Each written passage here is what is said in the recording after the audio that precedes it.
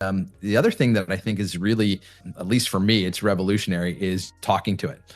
Put it in speech mode and I'm going down the road and I'll have a conversation with it. Just like, and sometimes it'll be a coach, sometimes it'll be a strategy session and I'm just having this conversation back and forth, or do speech to text. If you're just trying to get a lot of information in, oftentimes we'll try to type something in or give it some background. But I think, like you said, is the more information, the more background that you can give it. And, having some of those tools, speech to text, where I just kind of like vomit on the page, I put it all out there and let it organize the thoughts. I found it to revolutionize, what I get out of it, but also how much it can help me in the various different fields. Because oftentimes I'm like, how do I think about this? How do I prompt this? And then just let it do its work. I'll ask it, ask me all the questions that you need to come up with this prompt. Like you said, make it do the work for you. Yeah, and that's actually an important point that I forgot to mention before. When you're interacting with it, when I'm doing something fairly complex and I provided a big prompt, before asking for an output, I actually instruct it, okay, now based on this information, ask me important questions that will allow you to better, produce the result that I'm looking for. So don't even try to give me an answer yet. Start asking me questions so that I can speak to maybe some of the areas that I overlooked. And sometimes I've been amazed at some of those questions that have come up. But to some of what you were speaking to, the conversation mode, man, I love that. And I use it in much the same way. I will be going down the road and, I will listen to, podcasts or ebooks or audiobooks or something like that. And so a lot of my first use of AI as it related to, actual like voice to text or something was in transcription tools that I would use while driving, that I could trigger them to actually take notes because I'm listening to a cool podcast. I'm listening to a cool audiobook that has ideas that like, oh man, I want to check into that, or I want to do something like that. And so obviously not the best time for me to try to be typing in my phone.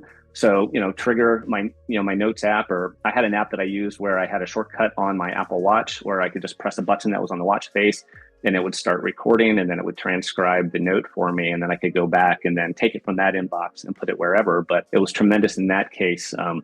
Moving on from that, as we more and more, especially in the digital world, are dealing with these kind of online, meetings via Zoom and Google Meet and everything, obviously there's the transcription tools going on there to, get a full list of what's happening, what everybody said. But those are really great to then use with AI as well, because, there's been a number of times where, I'll pop it in AI and it's easy to get, okay, what are the to-dos that I got out of this? But sometimes I'll go even further. It's like, okay, based on the tone of this particular person, perhaps my contact with a given client, and based on, some of the things that I'm working toward, what are the ways that I'm going to be able to best communicate with that individual that's going to allow them to feel pleased and content with the work I'm doing, that's going to best resonate with them. So there's a little bit of like almost personality analysis going on just based on how they speak. And it gives me some insight to be able to serve that person better. And a lot of times we look at AI, and I don't want to go off on a huge tangent, as something that is diminishing roles. And we can certainly talk about that if you wanted to.